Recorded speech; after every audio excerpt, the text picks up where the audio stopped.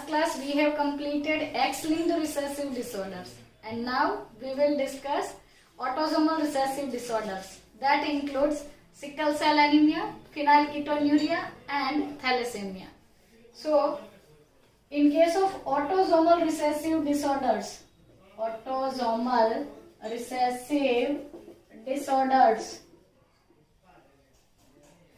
આ જે ઓટોઝોમલ ડિસઓર્ડર્સ છે અથવા દૈહિક રંગસૂત્ર સાથે જોડાયેલા જે રોગો છે અથવા અનિયમિતતાઓ છે એની અંદર પહેલું એક્ઝામ્પલ છે સિકલ સેલ અનિમિયા.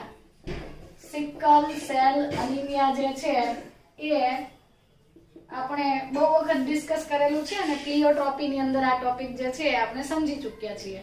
સો ફરીથી એકવાર યાદ કરાવી દઉં તો genetically it is a autosomal recessive disorder, autosomal recessive trait or disorder. દૈહિક રંગસૂત્ર પરના જનીનો જે છે એના કારણે એની વિકૃતિના કારણે સિકલ સેલ અનિમિયા થાય છે. સો પર્ટિક્યુલરલી આ હિમોગ્લોબિન જે છે એની જે બીટા શૃંખલા એટલે કે બીટા ચેઇન છે એની અંદર થતી એક મ્યુટેશન છે, વિકૃતિ છે. તો પહેલા હું તમને સમજાવી દઉં કે હ્યુમન્સની અંદર જે હિમોગ્લોબિન છે એની અંદર 4 શૃંખલાઓ છે. It has 4 polypeptide chains that include 2 alpha chains and 2 beta chains. 2 alpha શૃંખલા છે અને 2 beta શૃંખલા છે. So alpha શૃંખલા જે છે, alpha chain remains as it is, but the beta chain is disturbed or it is mutated. આની અંદર મ્યુટેશન થાય છે. તો એ કેવી રીતે થાય છે એ પછી સમજીએ. પહેલા તમને એ કહી દઉં કે સિકલ સેલ અનિમિયા જે છે એ ઓટોસોમલ રિસેસિવ ડિસઓર્ડર હોવાથી આપણે એવું કહી શકીએ કે it is equally distributed among male individuals as well as female. मतलब કે X લિંક માં કેવું હતું કે ફિમેલ કેરિયર બનતી હતી અને મેલ જે છે એ મોસ્ટલી અફેક્ટેડ થતો હતો. But in case of autosomal recessive disorders male and female both are affected equally. मतलब કે બંનેની અંદર જે proportion છે disease થવાનું that is equal. Fine. Now sickle cell anemia is autosomal recessive disease and so both persons have probability of being sickle cell anemic. પણ આપણે એના જીનોટાઇપ્સ લખીએ તો in normal condition HbA gene is for normal haemoglobin content. આવા જે person છે કે જેની અંદર કેપિટલ એ જીન પ્રેઝન્ટ છે એમની અંદર હિમોગ્લોબિન જે છે એ નોર્મલ બને છે, whereas HB small s is responsible for the disease that is sickle cell anemia. Now coming to the next genotype is in certain cases HB small s and HB capital A. So in dominant condition the capital A and capital A both gene will develop normal hemoglobins and so that the RBCs will be of normal type. But in case of HB small s there will be a point mutation in beta chain and that's why the quality of that hemoglobin or that beta chain will be disturbed. It is interrupted by a single gene mutation that is known as point mutation. તો એ જે point mutation છે એના લીધે sickle cell અનિમિયાનું haemoglobin જે છે ખામીયુક્ત બને છે, વિકૃત બને છે અથવા તો ડિફેક્ટિવ બને છે. સો એ જે ડિફેક્ટેડ હિમોગ્લોબિન જે છે એના લીધે જે તે પર્સન જે છે એ કોઈ ભીડભાડ વાળી જગ્યા પર જાય છે અથવા તો જ્યારે લો ઓક્સિજન કન્સન્ટ્રેશન હોય that time they will feel suffocated. They are not able to proper inhale the proper amount of oxygen.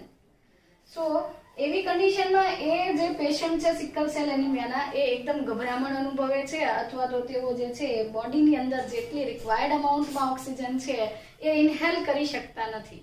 સો આ સિકલ સેલ એનિમિયાના પેશન્ટની અંદર at low oxygen pressure partial pressure of oxygen અથવા તો એટમોસ્ફિયરની અંદર ઓક્સિજન પ્રેશર જે છે એ ઓછું હોય એવી કન્ડિશનમાં આરબીસીઝ જે છે એની અંદરનું હિમોગ્લોબિન જે છે, સો હિમોગ્લોબિન ગેટ્સ પોલિમરાઇઝ્ડ, મતલબ કે હિમોગ્લોબિનનું અહીંયા શું થશે, પોલિમરાઇઝેશન થાય છે, અને પોલિમરાઇઝેશન થવાના લીધે આરબીસીઝ જે છે એનો શેપ ચેન્જ થઈ જાય છે. Due to polymerisation of haemoglobin the shape of RBC is shrink, ખેંચાય અને ચપટા અથવા તો લાંબા થઈ જાય છે, અને it is we can say biconcave,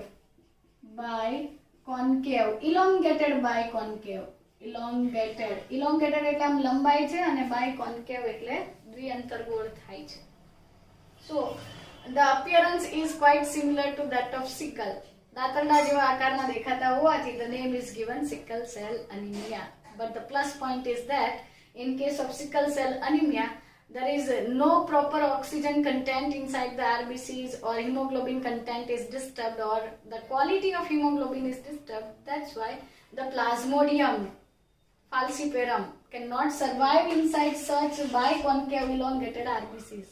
જે આફ્રિકન પોપ્યુલેશન જે છે એમની અંદર સિકલ સેલ એનિમિયાના કેરિયર છે, તો એની બોડીમાં કેટલાક આરબીસીઝ આવા બને છે જેના લીધે જે ફાલ્સીપેરમ મલેરિયા માટેનું જે પ્લાઝ્મોડિયમ છે એ આની અંદર જે છે એ સર્વાઈવ કરી શકતું નથી. શું મલેરિયલ પેરાસાઇટ આની અંદર નથી સર્વાઈવ કરતું, એના લીધે આફ્રિકન પબ્લિક જે છે એને મલેરિયા નથી થતું અથવા ઓછું થાય છે. તો એકવાર એવો ક્વેશ્ચન પૂછાણો હતો કે આફ્રિકન પોપ્યુલેશનમાંથી સિકલ સેલ એનિમિયા, આટલા બધા જીનેટિક ડેવલપમેન્ટ કર્યા, આટલું બધું રિસર્ચ કર્યું, તો આ સિકલ સેલ એનિમિયા આપણે કેમ દૂર નથી કરી શક્યા? બટ જરૂર પણ નથી, કારણ કે ત્યાં જે એ મલેરિયાના જે મોસ્કિટોઝ અને પેરાસાઇટ્સ છે એ વધારે છે, પણ સ્ટીલ આ એક એડેપ્ટેશન છે કે જે કેરિયર્સ છે એની અંદર આ ડિઝીઝ થતો નથી. Okay, now vote exactly occurs in case of sickle cell anaemia? Sickle cell anaemia જે છે એ થાય છે ત્યારે એક્ઝેક્ટલી કયા જીનેટિક મ્યુટેશન થાય છે, જેને આપણે ઘણા ટાઈમથી ડિસ્કસ કરતા હતા કે પોઈન્ટ મ્યુટેશન છે, એક જ ન્યુક્લિયોટાઇડ ચેન્જ થાય છે. સો નાઉ let us see the GAG અને CTC. આ DNA ની એક ટ્રિપ્લેટ કોડોન છે, એ તમને આગળ મોલેક્યુલર બેસિસ ઓફ ઇનહેરિટન્સ ભણશો ને ત્યારે વધારે સમજ આવશે કે DNA પરથી પહેલા શું બને છે, મેસેન્જર RNA બને છે.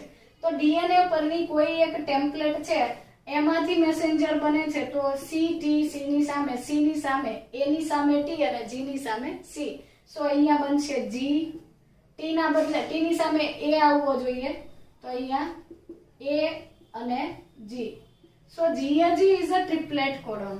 આપણે જનીન સંકેતો જ્યારે ભણીશું ત્યારે તમને વધારે ખ્યાલ આવશે કે GAG ટ્રિપ્લેટ કોડ જે છે પર્ટિક્યુલર એમિનો એસિડને ઇન્ડિકેટ કરે છે, અને એ એમિનો એસિડ અહીંયા ગોઠવાવાથી પ્રોટીન સિન્થેસિસની પ્રોસેસ થાય. એટલે આપણે પહેલા એવું લખતા હતા કે પહેલા તો DNA માંથી મેસેન્જર RNA બને છે, messenger RNA will go for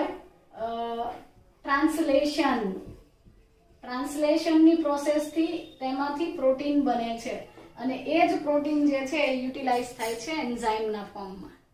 correct? So sickle cell એનિમિયામાં exactly શું થાય છે કે આ GAG કોડોન હતો, that was for the amino acid glutamic acid. Glutamic acid માટે એન્કોડ કરતો હતો. So this encodes for glutamic acid, which is situated on the 6th position of beta chain of hemoglobin.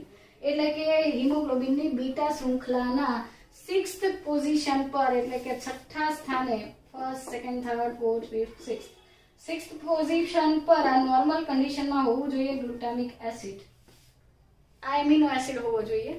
અને but જ્યારે single આ જે point mutation થાય છે એ ટાઈમે GAG માંથી આ A અને T છે આમ ઇન્ટરચેન્જ થઈ જાય છે, અને એના લીધે શું થાય છે, GAG એના બદલે બની જાય છે GTG, અને એ નીચે આવી જાય છે, સો CAC.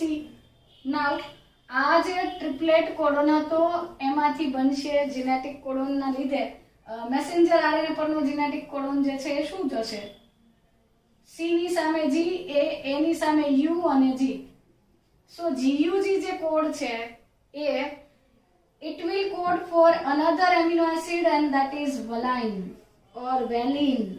વેલિન અથવા વેલાઇન નામનો એમિનો એસિડ છે એને હું શોર્ટમાં VAL આવું લખું છું. તો 6th પોઝિશન પર જોઈન્ટ થવું જોઈતું હતું ગ્લુટામિક એસિડ અને એના બદલે જોડાઈ જાય છે વેલાઇન, અને વેલાઇન જોડાઈ જવાના લીધે આ બીટા ચેઇન જે છે એની અંદર એરર આવે છે, મ્યુટેશન આવે છે. આવી મ્યુટેશન વાળી બીટા ચેઇન ધરાવતું હિમોગ્લોબિન જે છે એ લો ઓક્સિજન કન્સન્ટ્રેશને શું થાય છે, પોલિમરાઇઝ થાય છે, શ્રિંક થાય છે અને પેલા આરબીસી ખેંચાયેલા અથવા તો ઇલોંગેટેડ બાયકોન્કેવ બને છે અને જે તે પર્સન જે છે એને ઇન્હેલેશનમાં અથવા તો શ્વાસ લેવામાં થોડી તકલીફ પડે છે, એ ઝડપથી થાકી જાય છે, એ નોર્મલ પર્સન જેટલું ઇફેક્ટિવ અથવા તો ફિઝિકલી એટલી ફિટનેસ એમાં હોતી નથી. સો આ થઈ ગયું સિકલ સેલ એનિમિયા. તો સિકલ સેલ એનિમિયા માટે ધારો કે HbA કેપિટલ છે, આ ડોમિનન્ટ છે અને HbS રિસેસિવ છે. સિમિલરલી આ ફાધરની અંદર પણ આ જ કન્ડિશન છે, ધારો કે HbA અને HB સ્મોલ s. સો જ્યારે આ બે કેરિયર જે છે એના થ્રુ એની પ્રોજીનીની અંદર આ ડિઝીઝ માટેના રિસ્પોન્સિબલ જીન હોમોઝાઇગસ કન્ડિશનમાં આવે એટલે કે હોમોઝાઇગસ કન્ડિશનમાં આવે એટલે કે સંયુગ્મી સ્થિતિમાં આવે ત્યારે આવા જે ચિલ્ડ્રન છે એની અંદર સિકલ સેલ એનિમિયા નામની બીમારી થાય છે અને એના બધા જ આરબીસી જે છે એ આ રીતે સિકલ શેપના બને છે, લો ઓક્સિજન કન્સન્ટ્રેશન. જ્યારે કેરિયર છે એની અંદર તો રેરલી આવું થાય, ઓછા બને ખરા આવા આરબીસી પણ થોડા ઓછા બને છે, જે મેં તમને આગળ પ્લિયોટ્રોપી વાળા ટોપિકમાં સમજાવ્યું હતું. સો બે કેરિયર વચ્ચે જ્યારે મતલબ કે જે લોકો બ્લડ રિલેશનમાં મેરેજીસ થતા હોય ધેટ ટાઈમ બે કેરિયરના થ્રુ એની પ્રોજીનીમાં આવા ડિસઓર્ડર્સ આવવાની પ્રોબેબિલિટી વધી જાય છે. તો આ થઈ ગયો ઓટોઝોમલ ડિઝીઝ. અને એ જે છે સિકલ સેલ એનિમિયા જે છે એ મેલ અને ફિમેલમાં ઇક્વલી ડિસ્ટ્રીબ્યુટેડ છે, એટલે કે જેટલી માત્રામાં મેલમાં થવાની પ્રોબેબિલિટી છે એટલી જ ફિમેલમાં. Now another example is ફિનાઇલકીટોન્યુરિયા.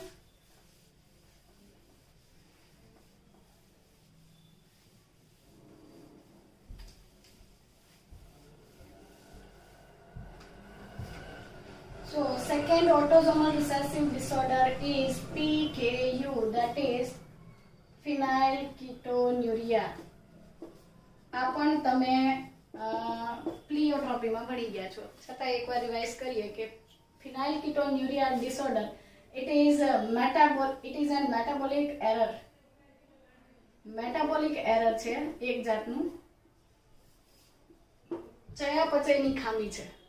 ફિનાઇલકીટોન્યુરિયા જે છે એ કોઈ મેટાબોલિક પાથવેની અંદર જે ઉત્સેચકો છે, એન્ઝાઇમ્સ છે, એને એન્કોડ કરતા જીન્સમાં થતી વિકૃતિ છે. સો મેટાબોલિક અથવા ચયાપચયની ખામી છે અને આ ડ્યુરેશનમાં કઈ ઘટના બને છે? તો ડ્યુરિંગ ફિનાઇલકીટોન્યુરિયા નોર્મલ કન્ડિશન યાદ કરાવું, ફિનાઇલ અલેનિન આ એક એમિનો એસિડ છે અને એનું હાઇડ્રોક્સિલેશન થવાથી એમાંથી બને છે ટાયરોસિન. બરાબર ને? ફિનાઇલ અલેનિન માંથી ટાયરોસિન બનવા માટે એક એન્ઝાઇમ રિસ્પોન્સિબલ છે ફિનાઇલ એલેનિન હાઇડ્રોક્સિલેઝ. હાઇડ્રોક્સિલેઝ એટલે કે એનું હાઇડ્રોક્સિલેશન કરે છે. સો ફિનાઇલ અલેનિન નું હાઇડ્રોક્સિલેશન થઈને નોર્મલી આપણા બોડીમાં ટાયરોસિન બને છે, એટલે બાકી બધું બરાબર ચાલે છે. બટ ઇન સર્ટન કેસીસ આ એક ઉત્સેચક છે, આ એન્ઝાઇમ બનવા માટે પહેલા તો મેસેન્જર આરએનએ જોઈએ. આ મેસેન્જર આરએનએ પર્ટિક્યુલર ડીએનએ ના ફ્રેગમેન્ટ પરથી આવે છે અને આ ડીએનએ નો ફ્રેગમેન્ટ એટલે આપણે કહીએ છીએ જીન, જનીન. સો ધીસ જીન ઇઝ મ્યુટેટેડ, એટલે કે આ જનીનની અંદર વિકૃતિ થવાના કારણે શું થાય છે, અગર આ ડીએનએ વિકૃત થાય છે તો પછી તો એમાંથી બનતો મેસેન્જર આરએનએ પણ વિકૃત થાય છે અને એના લીધે બનતો એન્ઝાઇમ કંઈક ડિફરન્ટ જ બને છે. સો in case of phenylketonuria there will be no enzyme like phenylalanine hydroxylase. phenylalanine hydroxylase નામનો ઉત્સેચક જે છે એ બનતો નથી. So in the absence of that enzyme phenylalanine is not converted into tyrosine. ફિનાઇલકીટોન્યુરિયાના પેશન્ટ જે છે એની અંદર ફિનાઇલએલેનિન માંથી ટાયરોસિન બની શકતું નથી. સિમ્પલ. હવે ટાયરોસિન નથી બનતું તો આનું શું થશે? ફિનાઇલએલેનિન જે છે it is converted into phenyl pyruvic acid. This is converted into phenyl pyruvic acid and these get deposited in the brain or we can say spinal cord or CSF, cerebrospinal fluid. Cerebrospinal fluid ની અંદર deposit થાય છે. So what is cerebrospinal fluid? એ તમે 11th માં ભણી ગયા છો. મગજ અને કરોડરજ્જુની ફરતે આવેલું મસ્તિષ્ક મેરુજળ કે જે એને શોક એબ્સોર્બન્ટ છે, આંચકાથી બચાવે છે. સો સેરેબ્રોસ્પાઇનલ ફ્લુઇડ જે છે એની અંદર આ ફિનાઇલ પાયરુવિક એસિડ જે છે એ ડિપોઝિટ થાય છે. So phenyl pyruvic acid get deposited in the cerebrospinal fluid of the person. ફિનાઇલકીટોન્યુરિયાના જે પેશન્ટ છે એના બ્લડ ની અંદર ફિનાઇલ પાયરુવિક એસિડ છે ડિપોઝિટ થાય છે. અને પછી શું થશે કે આ ફિનાઇલ પાયરુવિક એસિડ ના લીધે મતલબ કે એક્સ્ટ્રા પાયરુવિક એસિડ જે છે એનું એબ્ઝોર્પ્શન કિડની કરી શકતી નથી. કિડનીની અંદર એનું એબ્ઝોર્પ્શન ન થવાના લીધે એ યુરિનના થ્રુ એક્સક્રીટ થાય છે, એટલે કે મૂત્ર સાથેનું ઉત્સર્જન થાય છે. પણ એની સાથે સાથે ફિનાઇલકીટોન્યુરિયાના જે પેશન્ટ છે એની અંદર મેન્ટલ રિટાર્ડેશન જોવા મળે છે. મેન્ટલ રિટાર્ડેશન અને પિગમેન્ટેશન નો લોસ થવો, સ્કિન અને હેર ની અંદર પિગમેન્ટેશન ઓછું થવું, એટલે કે રંગકણ સર્જનની જે ઘટના હતી એ નહોતી થતી. એ બધી વસ્તુને મતલબ કે આ મેઇન કેરેક્ટરિસ્ટિક આ હતી કે આ એક એન્ઝાઇમ નહોતો બનતો, પણ એની સાથે બાકીના મેન્ટલ રિટાર્ડેશન અથવા તો પિગમેન્ટ લોસ થવા એ બધા આપણે એક્ઝામ્પલ લીધું હતું કે ઇટ્સ અ કાઇન્ડ ઓફ પ્લિયોટ્રોપિક, કે એક સિંગલ જીન જે છે એમાં મ્યુટેશન થવાથી એક સાથે બહુ બધા કેરેક્ટરિસ્ટિક્સ જે છે આપણને ફિનોટાઇપિક ચેન્જીસ જોવા મળે. ક્લિયર? સો આ રીતે જે ફિનાઇલકીટોન્યુરિયાના પેશન્ટ છે એની અંદર ફિનાઇલએલેનિન માંથી ટાયરોસિન બનવા માટેનો ફિનાઇલએલેનિન હાઇડ્રોક્સિલેઝ એન્ઝાઇમ બનતો નથી, નોર્મલ કન્ડિશનમાં બને છે. તો આ થઈ ગયો બીજો મેટાબોલિક એરર અથવા ડિઝીઝ. અને લાસ્ટલી આપણે બહુ ઇમ્પોર્ટન્ટ ડિઝીઝ ભણવાના છીએ અને એ છે થેલેસેમિયા.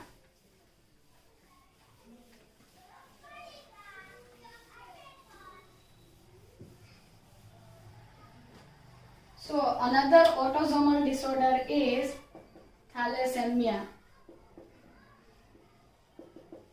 Thalassemia જે છે it is again associated with hemoglobin content of the body. શરીરની અંદર જે હિમોગ્લોબિન છે, જે શ્વસન રંજક દ્રવ્ય છે, એની સાથે સંકળાયેલી એક બીમારી એટલે થેલેસેમિયા. સો થેલેસેમિયાના તો ઘણા બધા ટાઇપ્સ છે. એમાં બ્રોડલી આલ્ફા થેલેસેમિયા અને બીટા થેલેસેમિયા જે છે, આલ્ફા થેલેસેમિયા અને બીટા થેલેસેમિયા આ બે ટાઇપ્સ છે. બરાબર? તો આ જે આલ્ફા થેલેસેમિયા છે એ અલગ બીમારી છે અને બીટા થેલેસેમિયા છે બીજી બીમારી છે. બટ આલ્ફા થેલેસેમિયા એટલો સિવિયર નથી, એટલો કોમનલી નથી જોવા મળતો, પણ beta thalassemia is very common and it is very severe disease.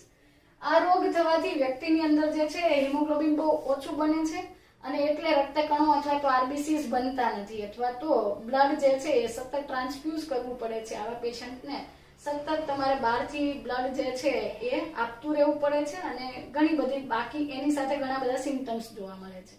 તો થેલેસેમિયાની બીમારી જે છે it is again N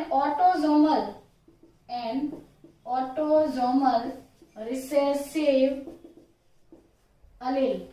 thalassemia માટેનું રિસ્પોન્સિબલ અલીલ પણ કેવું છે? ઓટોઝોમલ રિસેસિવ જ છે.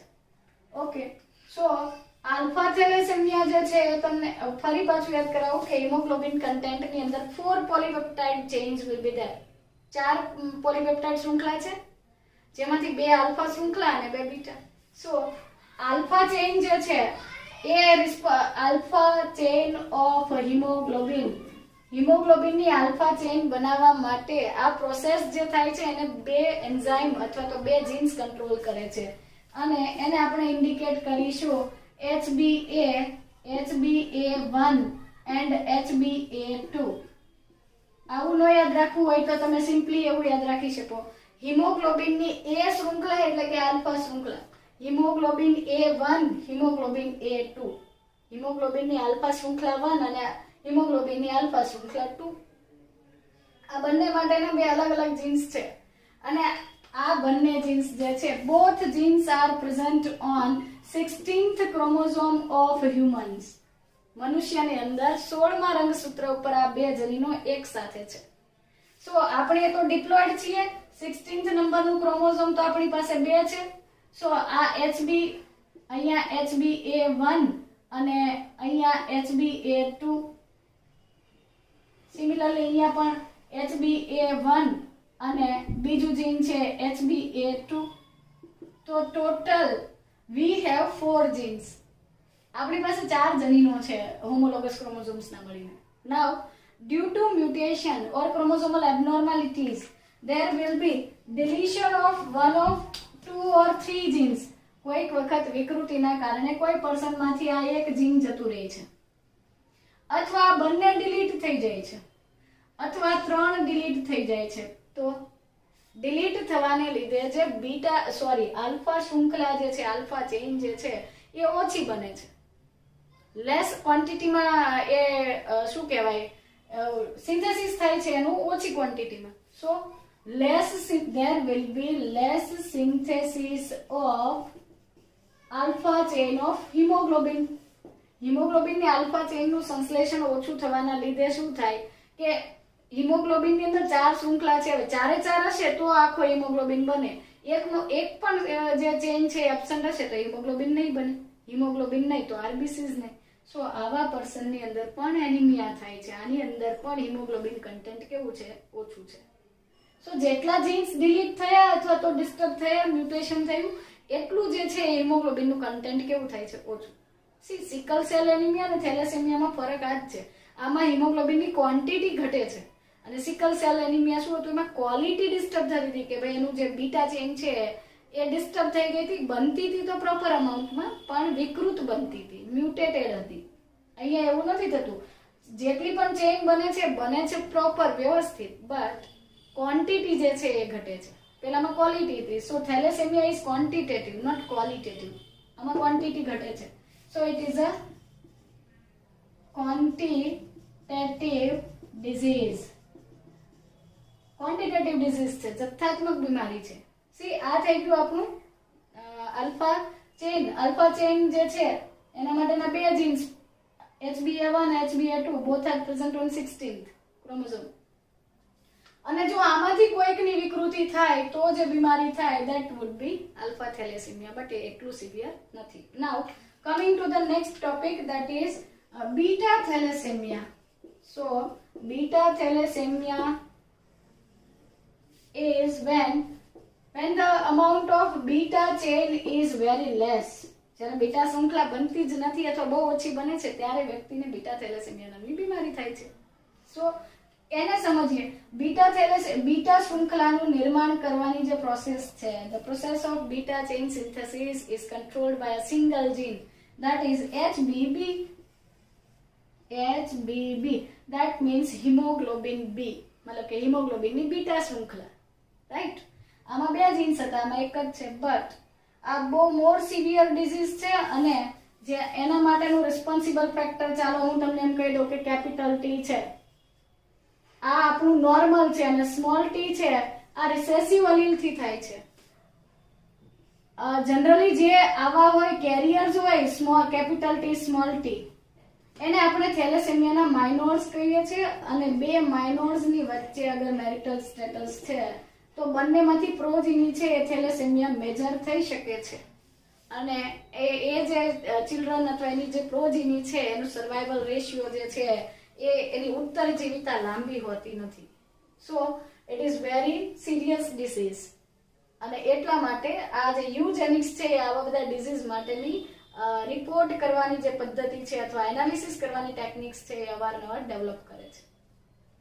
સો બીટા શૃંખલાની અંદર આમાં યાદ એટલું રાખવાનું છે કે 2 ટાઈપ છે. આલ્ફા માટેના 2 જીન્સ 16th નંબરના ક્રોમોઝોમ અને બીટા ચેઇનના સિન્થેસિસને કંટ્રોલ કરતા જીન્સ જે છે they are present on 11th number pair of chromosome, મતલબ કે 11મું જે ઓટોસોમલ ક્રોમોઝોમ છે એના ઉપર બીટા શૃંખલાના નિર્માણ માટેના જે જનીનો છે એ અહીંયા છે. આની અંદર કોઈ મ્યુટેશન થાય છે તો વ્યક્તિને બીટા થેલેસેમિયા થાય છે. અને જે કેરિયર છે એને આપણે માઇનર કહીએ છીએ અને જે ડિઝીઝ વાળા પર્સન છે એને આપણે મેજર કહીએ છીએ. Got it? ઓકે. સો બીજો એક ક્વેશ્ચન એ બી પૂછાય છે કે સિકલ સેલ એનિમિયામાં પણ એનિમિયા થાય છે અને બંને ટાઈપના થેલેસેમિયામાં પણ પર્સનને એનિમિયા થાય છે. એમાં હિમોગ્લોબિન કન્ટેન્ટ ઓછું હોય છે અથવા તો શું કહેવાય હિમોગ્લોબિન જે છે પ્રોપરલી કામ નથી કરતું. આની અંદર તો ક્વોન્ટિટી ઓછી થાય છે, પેલામાં ક્વોલિટી જે છે એ ડિસ્ટર્બ થાય છે. સો કયો ક્વોલિટેટિવ છે અને કયો ક્વોન્ટિટેટિવ? થેલેસેમિયા ક્વોન્ટિટી છે અને સિકલ સેલ છે એ ક્વોલિટી છે. એની અંદર વિકૃત બીટા શૃંખલા, એમાં જે પણ બીટા ચેન આલ્ફા ચેન બને છે તો નોર્મલ જ, પણ ક્વોન્ટિટી ઓછી બને છે. Right? Now we have completed the autosomal recessive disorders. So genetic disorder ના બે ટાઇપ્સ હતા. પહેલો ટાઇપ હતો મેન્ડેલિયન ડિસઓર્ડર્સ કે જે જીન્સ માં થતી મ્યુટેશન થી સિંગલ અથવા તો એક કરતા વધારે જનીનોની વિકૃતિ હતી. અને then there will be chromosomal disease, and these are very easy. Chromosomal disorders. તો આ chromosomal disorders જે છે they are again divided into two parts, euploidy and aneuploidy.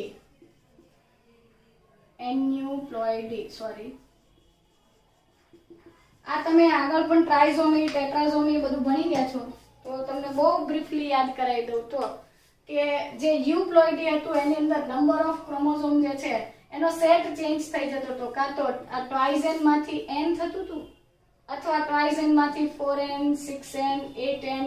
હેક્ઝાપ્લોઇડ્સ નું એક્ઝામ્પલ આપણે લીધું હતું કે વ્હીટ ની વેરાયટી હતી. એ તમે ફરી પાછું જે પેલું ચેપ્ટર જે છે ફૂડ એન્હાન્સમેન્ટ વાળું, એની અંદર ફરી પાછું આ બાર્લીનું જે સંકરણ કરીને મેળવેલી વેરાયટીઝ છે એ સ્ટડી કરશું. એન્યુપ્લોઇડીઝ જે છે એની અંદર આમાં હોલ સેટ ઓફ ક્રોમોઝોમ્સ જે છે, ક્રોમોઝોમ્સ અથવા રંગસૂત્રનો આખો જે સેટ અથવા આખું જૂથ છે એ કાં તો લોસ ઓર ગેઇન થતું હતું, કાં તો એક બે હતા એમાંથી એક ગ્રુપ અથવા એ એબ્સન્ટ થઈ જતું હતું, ગાયબ થઈ જતું હતું. તો આની અંદર બે અથવા વધારે જે ગ્રુપ્સ હતા એ એક્સ્ટ્રા આવી જતા હતા. ઓકે, એન્યુપ્લોઇડી ની અંદર આખો સેટ ઓફ ક્રોમોઝોમ તો એઝ ઇટ ઇઝ રહે છે, બટ નંબર હોમોલોગસ ક્રોમોઝોમ ની પેરમાં હોવા જતા બે ક્રોમોઝોમ ના બદલે એક ગાયબ થઈ જાય, બંને ગાયબ થઈ જાય, અથવા એક એક્સ્ટ્રા આવી જાય અથવા બે એક્સ્ટ્રા આવી જાય. તો પર્ટિક્યુલરલી આના બે એક્ઝામ્પલ હ્યુમન્સ માં છે. એક છે મોનોઝોમી અને બીજું છે ટ્રાઇઝોમી. હું અહીંયા નલીઝોમી અને ટેટ્રાઝોમી સ્કીપ કરું છું બીકોઝ એના એક્ઝામ્પલ નથી આપણી પાસે. Okay, so in case of monosomy, મોનોઝોમીની જે બીમારી છે એની અંદર ટ્રાઇઝેન -1 થાય છે, એટલે કે હોવા જોઈતા 46 રંગસૂત્રના બદલે 45 રંગસૂત્ર હોય છે, 45 ક્રોમોઝોમ્સ હોય છે, and that disease is Turner syndrome. Turner's syndrome નામની જે બીમારી છે તો આપણે એને અહીંયા લખી દઈએ જેથી તમે સારી રીતે સમજી શકો. ઓકે, સો મોનોઝોમી જે છે એનું એક એક્ઝામ્પલ છે આપણી પાસે ટર્નર્સ સિન્ડ્રોમ. ટર્નર્સ સિન્ડ્રોમ ની અંદર female with 45 chromosomes, among them 44 chromosomes of autosomal and one will be XO. That means she has one less X chromosome. એક X chromosome એની અંદર ઓછું છે. Now આવા કેસમાં there will be development of rudimentary ovaries, underdeveloped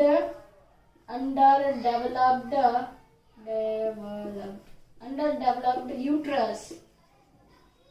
uterus જે છે ગર્ભાશય છે એનો વિકાસ નથી થતો, મેમરી ગ્લેન્ડ્સ અથવા સ્તન ગ્રંથિ છે એ પ્રોપર નથી ડેવલપ થતી. શોર્ટ સ્ટેચર એટલે કે નીચો શારીરિક બાંધો, એની હાઈટ જે છે 3 ફૂટ 4 ફૂટ એકદમ ઓછી હોય છે, જે તમે આમ જોઈને જ સમજ પડી જાય. વેબ્ડ નેક્સ મતલબ કે એની ગરદન જે છે આ ગરદનના ભાગે તમને આમ કરચલી જોવા મળે ને જાડી અને ફૂલેલી ગરદન હોય, માનસિક રીતે મંદ હોય, mentally retarded and sterile females, એટલે કે સ્ટરાઇલ છે, બંધ્ય છે, they are not able to reproduce. Okay, so Turner syndrome ની અંદર પણ એ વસ્તુ યાદ રાખવાની કે they are sterile and mentally retarded, એટલે કે એનો માનસિક વિકાસ જે છે રિટાર્ડેડ છે, મતલબ કે કેવું છે, મંદતા છે. ઓકે, ટ્રાઇઝોમીના એક્ઝામ્પલ્સ ની અંદર પહેલું એક્ઝામ્પલ આપણે ઓટોઝોમલ ટ્રાઇઝોમી નું લઈએ તો ડાઉન સિન્ડ્રોમ. લેંગડોન ડાઉન નામના સાયન્ટિસ્ટે એના ઉપર ડિટેલ સ્ટડી કર્યું હતું અને એણે આવા કેટલાક પેશન્ટ જોયા હતા કે જેના ફેસ જે છે એ નોર્મલ ફેસ કરતા એબનોર્મલી સાઇઝમાં નાના હોય, રાઉન્ડ શેપ ના હોય, અને સ્મોલ હેડ હોય એટલે કે નાનું માથું હોય, આઈઝ અથવા તો બે આઈબ્રોઝ ની વચ્ચેનું ડિસ્ટન્સ એબનોર્મલી મોટું હોય, નોઝ જે છે ચીબું હોય અથવા તો દાઢી જે છે એ પણ એનો પ્રોપરલી ચીન જે છે એ ડેવલપ નથી થતી, અને આ પણ મેન્ટલી રિટાર્ડેડ હોય છે. પામ્સ જે છે ટૂંકા આંગળા, અથવા તો આપણે એમ કહીએ કે આ જે પેશન્ટ છે એની અંદર મેન્ટલ રિટાર્ડેસ તો છે જ, મેન્ટલી રિટાર્ડેડ છે, અથવા તો તેઓ પણ શું કહેવાય સ્ટરાઇલ છે, દે આર ઓલ્સો સ્ટરાઇલ, મતલબ કે એની અંદર પણ પ્રજનન થતું નથી, અને સ્ટબી ફિંગર્સ, મતલબ કે ફિંગર્સ જે છે, પામ્સ અને ફિંગર્સ એકદમ અક્કડ હોય, ટૂંકા અને અક્કડ આંગળા, મતલબ કે સ્ટબી ફિંગર્સ જે છે, ફિંગર્સ થોડી આમ સાઈઝમાં નાની અને આમ અક્કડ રહી, આમ આપણી આમ ફિંગર્સની જેમ વળેલી ના હોય. આ હથેળી જે છે, પામ્સ જે છે એની અંદર પણ જે કર્વ્સ અથવા તો જે ગળીઓ હોય, ક્રીઝીસ હોય એ એબનોર્મલ હોય છે, અને એની જીભ જે છે ઇલોંગેટેડ પ્રોટ્રુડેડ ટંગ છે. પ્રોટ્રુડેડ મતલબ જીભ જે છે એ બહાર રહી છે, અને જેના કારણે જીભ ફૂલેલી અને મોટી અને બહારની સાઈઝ નમેલી હોય તો નીચેના હોઠ ઉપર જીભનું દબાણ આવવાના લીધે હોઠ જે છે એ પણ થોડો આમ નીચે વધારે વળેલો રહે છે. આવા જે પેશન્ટ છે કે જેની અંદર મેન્ટલ રિટાર્ડનેસ છે, સ્ટબી ફિંગર્સ છે, અથવા તો પામ્સ જે છે એ એબનોર્મલી ડેવલપ થાય છે, આવા પેશન્ટ મેન્ટલી રિટાર્ડેડ હોવાની સાથે સ્ટરાઇલ છે, they are not able to reproduce. So એ જે છે Down syndrome is a trisomy of 21.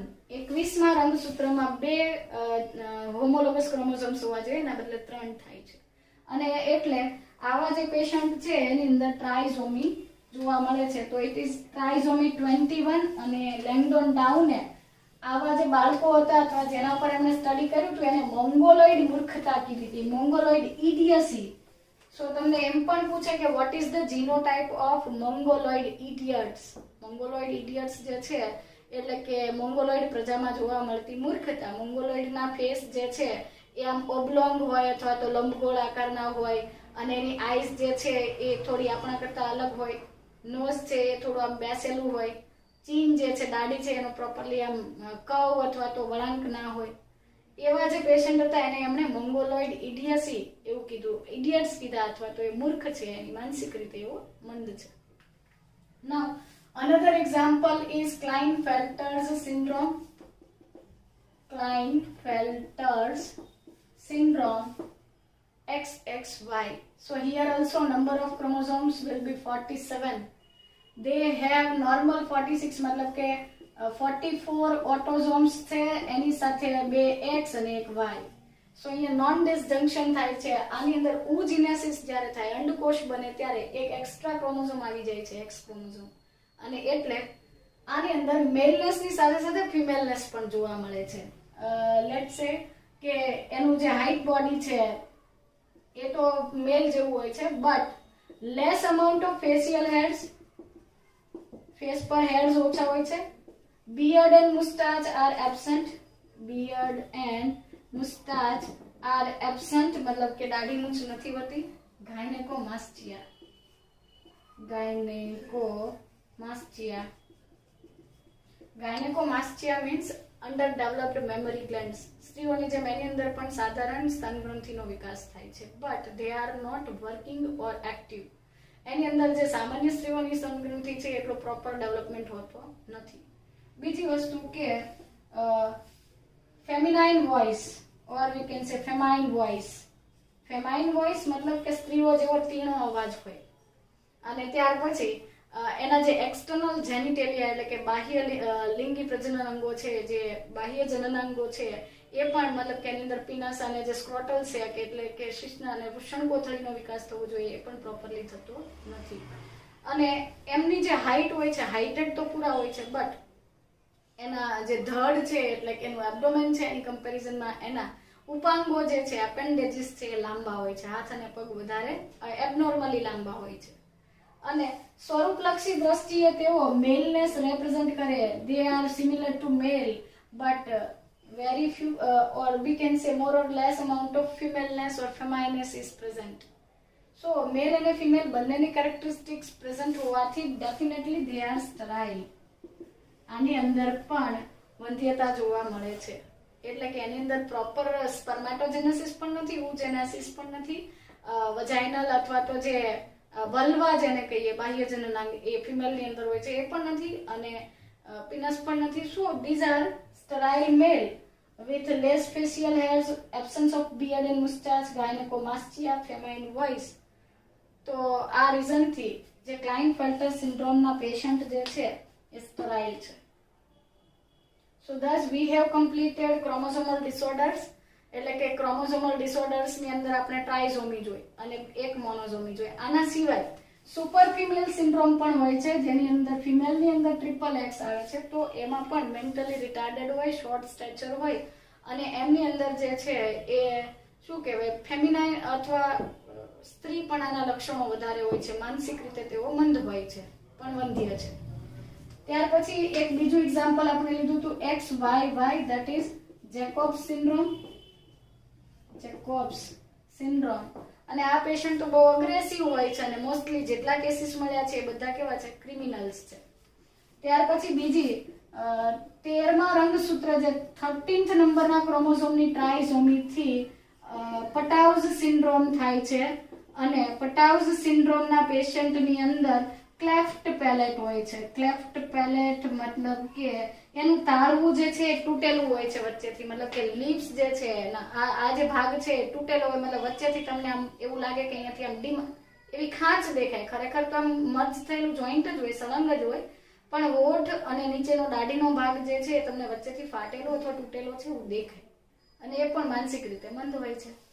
અને 18મા રંગસૂત્ર 18th નંબરના ક્રોમોસોમની ટ્રાઇઝોમીથી એડવર્ડ સિન્ડ્રોમ થાય છે.